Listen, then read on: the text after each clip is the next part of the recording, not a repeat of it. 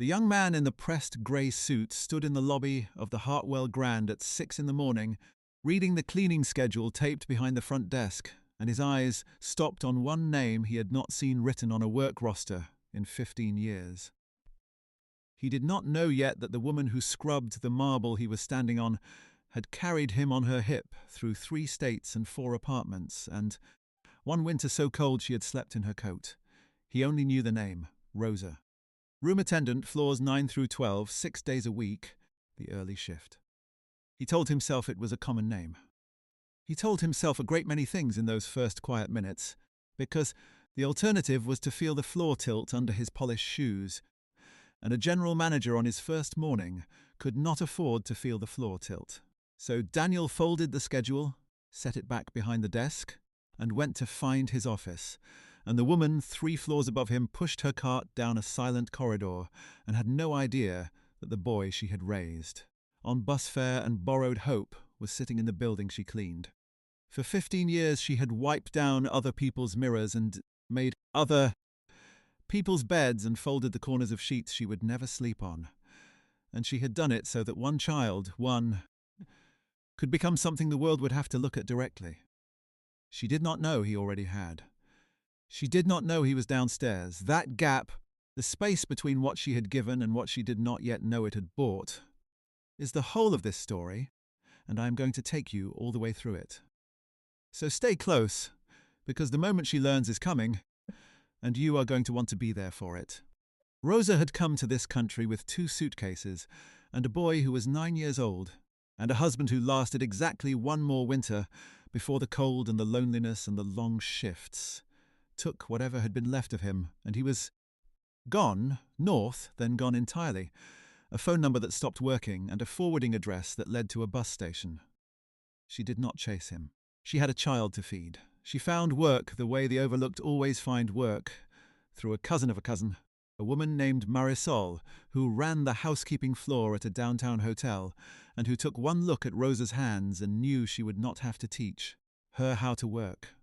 That first hotel was not the Hartwell Grand. It was a tired place near the highway with a flickering sign and a pool that had been drained the year before, and Rosa cleaned 40 rooms a day there for $6 an hour and a manager who counted her towels. The manager's name was Pruitt, and he kept a clipboard, and every afternoon he would walk the supply closet and count the stacks of clean towels against a number he had written that morning.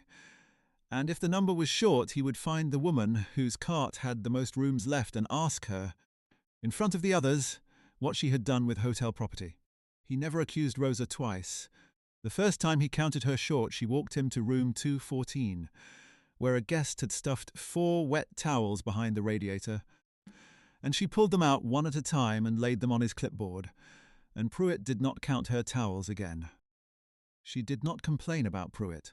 She did not complain about anything because complaint was a luxury for people who had a second option, and Rosa did not have a second option. She had a boy and a bus pass and a rent due on the 1st. She learned the English she needed from the laminated card the front desk gave the staff, the one with the phrases for housekeeping printed in 2 languages. Do you need fresh towels? Your room is ready. I am sorry for the inconvenience, and the rest of it she learned from her son, who came home from the 4th grade and taught her the words he had learned that day. They did it every night.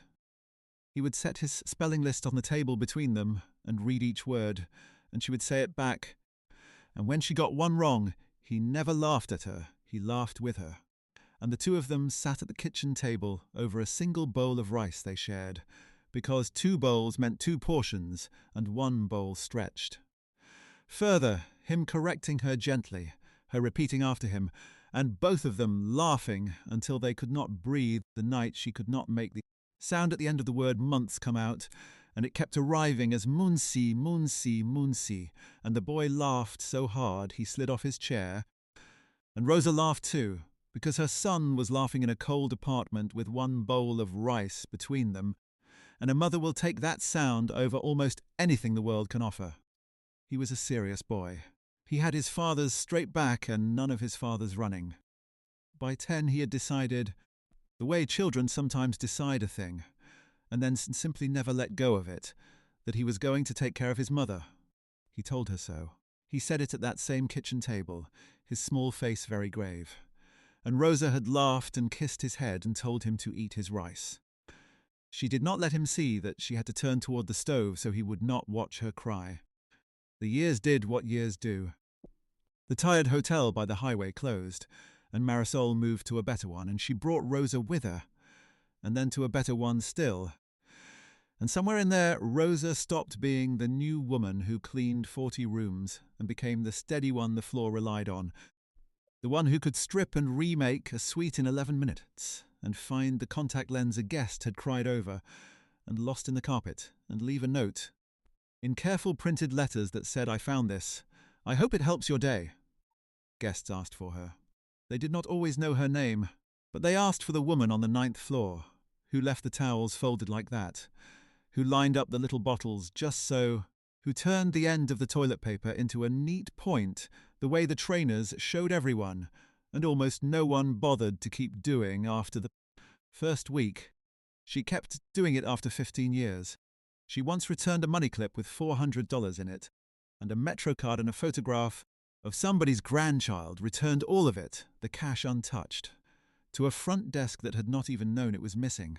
She had found it under the skirt of an armchair in 1140, a fat gold clip that had slid out of a pocket and worked its way down into the dark where the vacuum did not reach, and she had stood there in this empty room with $400 in her hand and her own rent 11 days overdue, and she had not thought about it for even 1 second, because there was nothing to think about. The manager that day was a younger man named Halloran, who had not been at the hotel long, and he took the clip from her and counted the bills in front of her, slowly, as though the counting were a kind of test, and then he asked her why. There were $400 in that clip, and nobody, he said, would have known. Rosa had looked at him as though he had asked her why she breathed in and not only out. "It is not mine," she said. That was the whole answer. It was always the whole answer. Halloran put the clip in the safe and said nothing else, but he wrote her name on a slip of paper and put it in his drawer, and that slip of paper would matter more than either of them could have guessed, though that is a thread for later. For now it was only a woman handing back what was not hers and going on to her next room, because there were 9 more rooms on the morning's list, and the morning did not stop for anyone's good character. And all the while, the boy at the kitchen table was becoming a man. He worked. God, how he worked! He bussed tables at 16 and washed dishes at 17, and by 18 he was running food at a banquet hall. And he watched the people who ran those rooms the way other boys watched athletes, studying the way a good manager moved through a crisis without raising his voice, the way the right word at the right moment could turn a furious guest into a loyal one. He went to a community college at night and a hospitality program after that, the tuition paid in pieces, some of it his, most of it hers. The money she did not spend on a winter coat to replace the one with the broken zipper, the money she did not spend on the dentist when the tooth on the left side started to ache, the money she folded into an envelope at the start of every month and labelled in her careful print with the single word that held her entire life: future. She kept that envelope in a coffee can on the top shelf, and every dollar that went into it was a dollar that did not go to her own comfort, and she never once thought of it as sacrifice. She thought of it as the only thing worth buying. He graduated. She sat in the 3rd row in a dress she had bought used and pressed 3 times, and when they called his name and he crossed that stage, Rosa stood up before anyone else in the whole auditorium, stood up alone in a sea of seated families, and she did not care who saw, because that was her boy. That was the bowl of rice and the bus fare, and the broken zipper and the aching tooth, walking across a stage in a gown, and if standing up alone was the price of seeing it, she would have paid it 1,000 times. After the ceremony he found her in the crowd, and he held her so tightly, her feet nearly left the ground, and into her ear he said the thing he had said at the kitchen table when he was 10. "I am going to take care of you now," and she laughed. The same laugh, and told him to go be young, go build something. Do not waste a single year worrying about an old cleaning woman. He did build something. He was good at it, better than good, the kind of good that gets noticed. He started as a front desk agent at a chain hotel 2 states away, because that was where the job was, and you go where the job is, and he rose the way water rises, steadily, finding every opening. Night auditor, front office supervisor, assistant manager at a property near the airport that had been failing until he got there, and was not failing when he left. He sent money home. Rosa sent most of it back. They argued about it on the phone, the gentlest argument two people have ever had, him insisting, her refusing. Both of them, knowing the argument, was really just another way of saying, "I love you," across the distance that work had put between them. He did not come home often. He could not. A young manager building a career does not get long weekends, and the flights cost what they cost, and there was always one more crisis at one more property that needed him to stay. They talked every Sunday. It was a standing appointment that neither of them ever missed, 7 o'clock her time, and if he was in the middle of a banquet crisis or a flooded room or an overbooked night, he would step into a stairwell and call her anyway and tell he only had 5 minutes, and then somehow always have 20. He told her about the hotels. He told her about the front desk agent he was training who reminded him of himself at that age, the guest who threw a room service tray at a wall, and the guest who left a note saying, "This was the best night of my life. Thank you." The slow grind of turning a failing property into one that worked. She told him about the floor. She told him about Marisol's knees getting bad, the way she had to take the service elevator now instead of the stairs, about the guest in 1140 who had left a thank you card and a tip so large had tried to give it back, and the front desk had made her keep it. She told him the small weather of her days, the new soap the hotel had switched to that she did not like the smell of, the window in 1208 that never closed all the way, the girl on the 8th floor who was new and frightened, and whom Rosa had taken under her arm the way Marisol had once taken her. She did not tell him about the quota. She did not tell him about the wage. She told him the work was fine, mijo. The work is good. And she meant for him to believe it. And he did, because a son believes his mother when she says she is fine. That is the whole cruel mercy of it. Years went by like that, Sunday to Sunday, a mother and a son holding hands across a phone line, each of them quietly proud of the other, each of them carrying the other through the ordinary weeks. And then the company that owned the Hartwell Grand, a flagship property in the very city where Rosa had been cleaning for 15 years, lost its general manager to a competitor and needed someone who could turn a struggling luxury hotel around. They had a name on a short list. A young man near the airport 2 states over who fixed things. They offered him the job. He almost said no. The truth, which he would not understand for some time, was that part of him already knew. He knew his mother cleaned hotels in that city. He did not know which one. They had never talked about the name of the property, only the floor, only the work, because to Rosa one hotel was much like another, and to Daniel the name had never seemed to matter. He took the job because it was the job he had worked his whole life to be offered. And he told himself the city was large, and the hotels were many, and the odds were nothing. He flew in on a Tuesday. He started on a Wednesday. And on Wednesday morning at 6 o'clock, reading a cleaning schedule taped behind a front desk, he saw the name Rosa on floors 9 through 12. 6 days a week, the early shift in the city stopped being large. He went to his office. He closed the door. He pulled up the employee's records on the new computer he had not yet learned, his hands not quite steady, and he found her. The last name was hers. The date of hire was 15 years ago, almost to the week.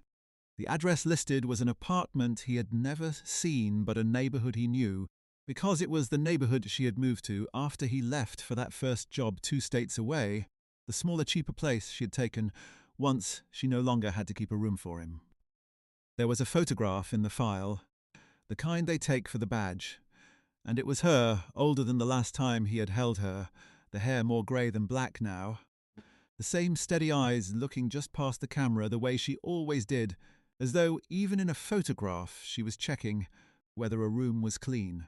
Daniel sat back in the chair of the office that was now his, in the hotel that his mother had been cleaning since before he could legally drink. And he put his hand over his mouth, and for a long time he did not move. He could have called her up to the office that morning. He thought about it.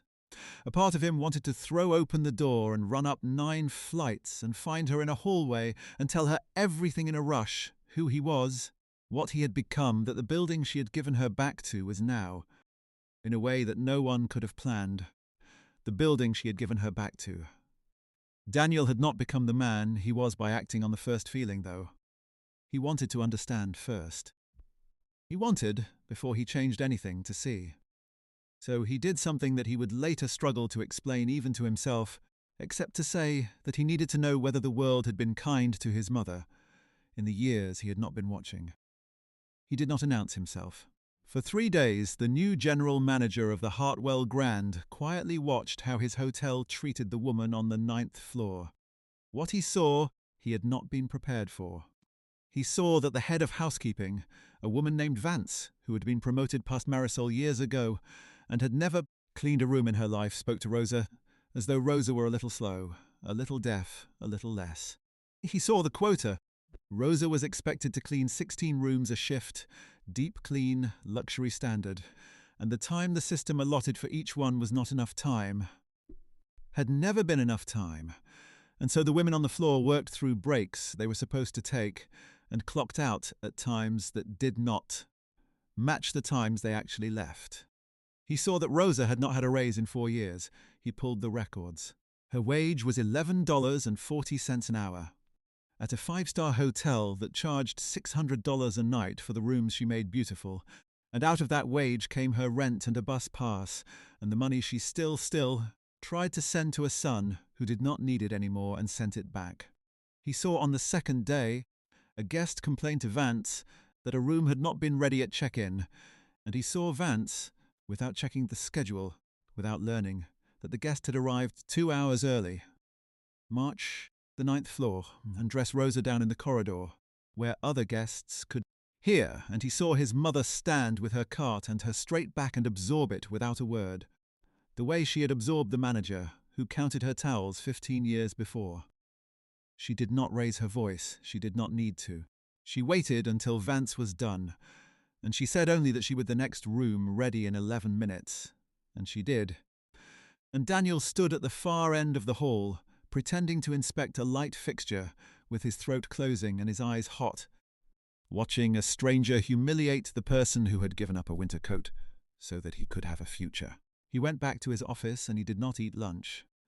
That night he could not sleep. He thought about every Sunday phone call across all those years, every time he had asked how the work was, and she had said, "The work is fine, Mijo, the work is good. Do not worry about me." She had never told him about the quota. She had never told him about Vance. She had never told him about the 4 years without a res or the breaks she did not take, or the corridor where a woman half her age and a quarter, her character could speak to her like that. She had carried all of it alone, so that the only thing crossing the phone line to her son was a mother's voice saying everything is fine. And Daniel understood, lying awake in a hotel he now ran, that this was the final and largest gift in a lifetime of them. She had given him her labor, her envelope marked future, her standing ovation of one in a crowded auditorium, and on top of all of it, she had given him her silence, the careful editing of her own suffering, so that it would never weigh on the boy she had launched. Let me ask you something, and then I will get back to the story. How many of you had a mother who told you the work was fine when it was not, who carried the weight alone so you would never feel its edge? If you did, you already know what Daniel knew at 3 a.m. in that dark room. You already know what he had to do. He made his decision before the sun came up, and it was not a loud one. He did not want a confrontation in a corridor. He had watched his mother be addressed in a corridor, and he would not answer that with another scene in a corridor. He wanted the truth to arrive the way truth should arrive, in the open, in front of the people who needed to see it, carried by facts that could not be argued with. So he spent the next 2 weeks doing his actual job, the job they had hired him to do, learning the hotel from the boilers up, and while he did it, he learned everything. He learned that Vance had cut the housekeeping staff by a third 2 years earlier, and pocketed the praise for the savings, while the remaining women absorbed the work. He sat with the schedules at night and did the arithmetic the system had been hiding. 16 luxury rooms in a shift that the time and motion study itself said needed 20, which meant every woman on every floor was either skipping breaks or falsifying her clock out, or both, and the system was built so that no single number ever looked wrong by itself.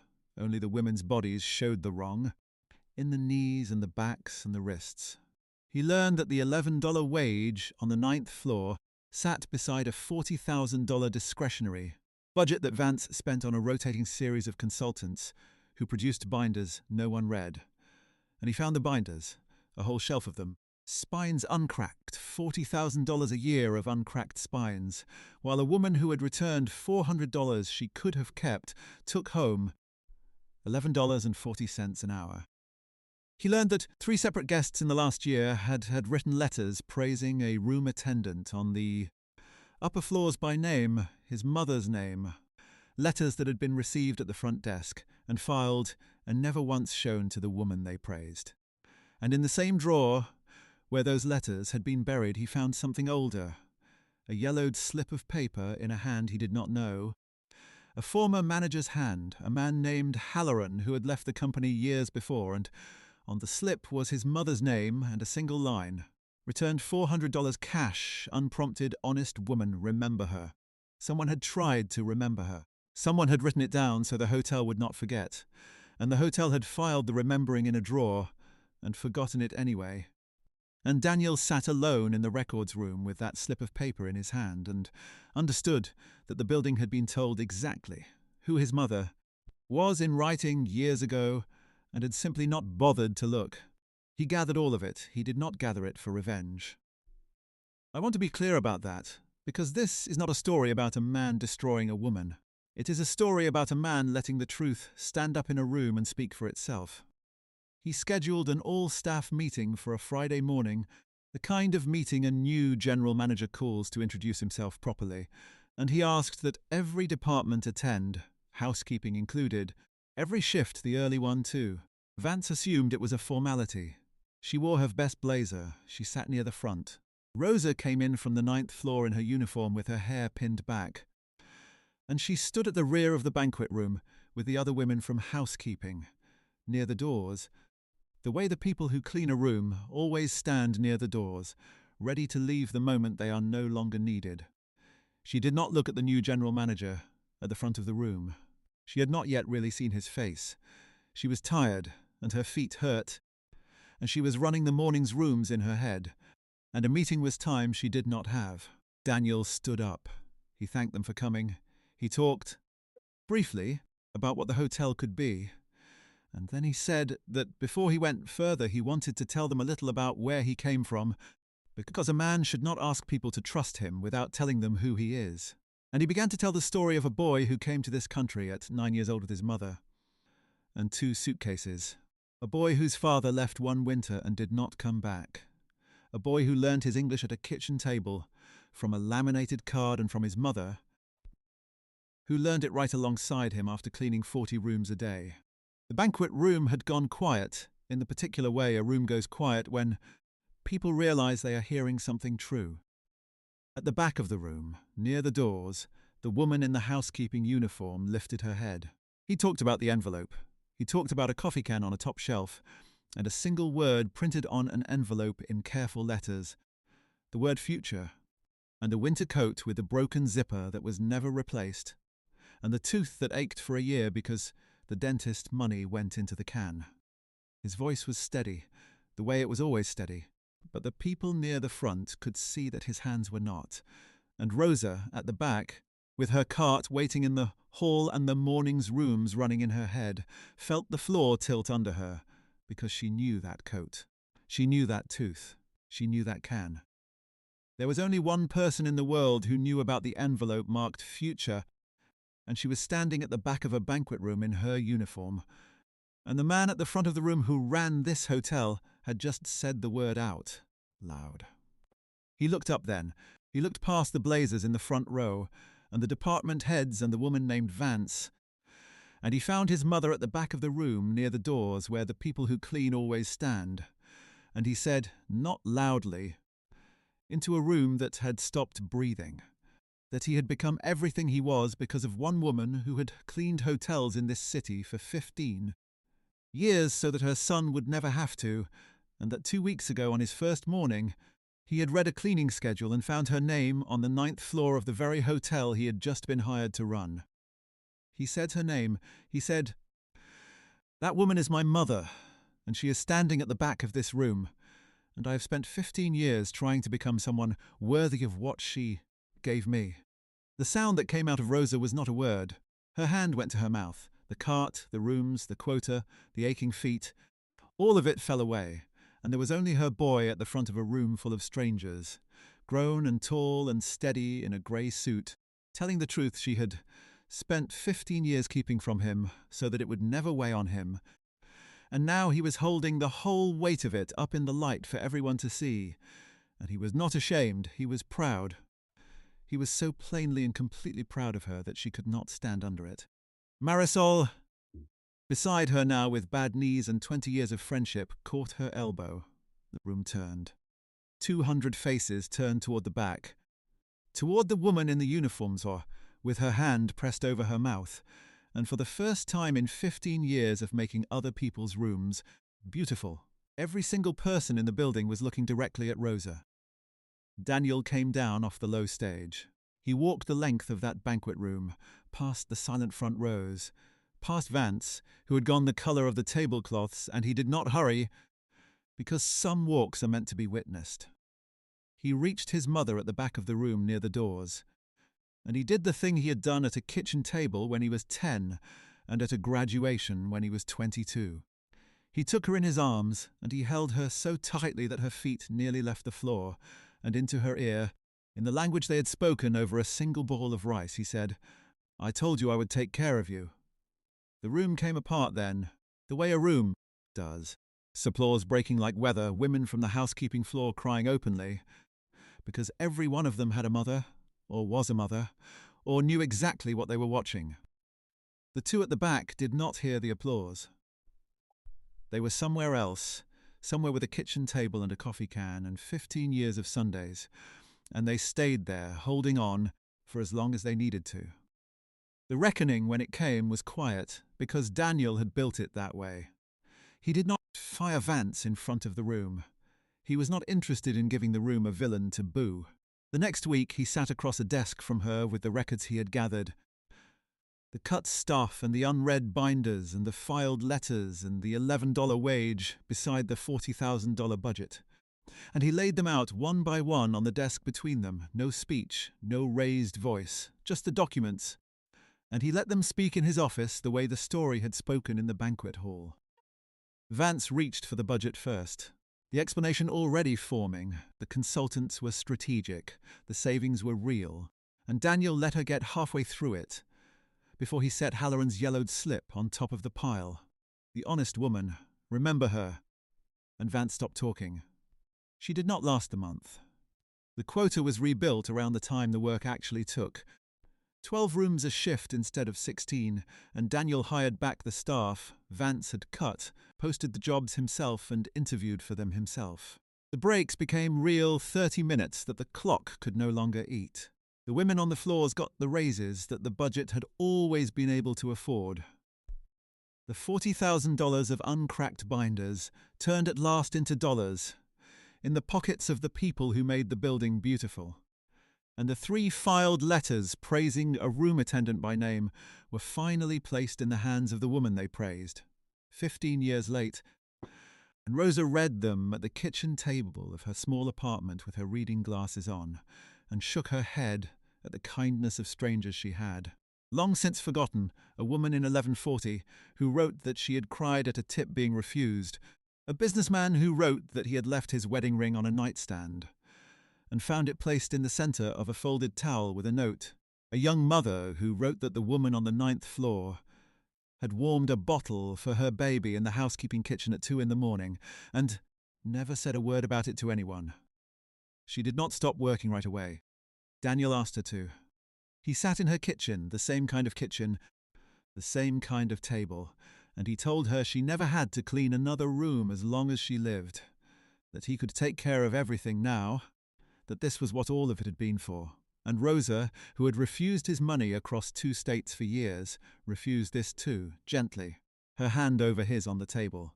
She said the work was hers. She said she had not given her life to it as a punishment, she had given it as a gift. And you do not take back a gift. She said she would stop when she was ready and not a day before. And her son, who knew that straight back, and that quiet refusal better than he knew anything in the world, understood that this too was a kind of dignity he had no right to take from her, and he stopped asking. She worked 1 more year, on her own terms, the early shift on floors 9 through 12, and the difference was that now the whole hotel knew whose mother walked those halls, and the whole hotel treated her the way she had always deserved to be treated, which was simply as a person who mattered. And here is the part I have been carrying for you the whole way. The part that is the truth under all the rest of it. Kindness keeps a longer memory than cruelty ever will. And the quiet, faithful thing a person does when no one is watching is so often the very thing that comes home to save them. Rosa retired on a spring morning. The staff threw her a party in the same banquet room where her son had told the truth, and this time she was not standing near the doors, she was at the centre of it. And Marisol gave a speech with her bad knees and her 30 years of friendship, and could not finish it for crying. Daniel had a gift for her. He had bought her a small house, a real one, with a kitchen that got the morning light, and a porch, and a yard with room for the garden she had talked about for 15 years and never had the soil for. He drove her there himself after the party. He had not told her where they were going. When he pulled into the driveway and put the key in her hand, the same hand that had folded 1,000 corners of other people's sheets, Rosa stood in the front yard of her own house, and she did not say anything for a long time. Then she took the worn coffee can out of her purse, the same one from the top shelf, dented now, the label long gone, and she walked up onto her own porch and set it on the railing in the morning light. Empty now, its work long finished, and she sat down in a chair her son had placed there for her, and she looked out at a yard that was hers, and she rested. If this story reached you, tell me in a comment about the person who carried you, the one who said the work was fine when it was not. And if you want another story about kindness that took the long way home and arrived exactly when it was needed, I have one waiting for you right now.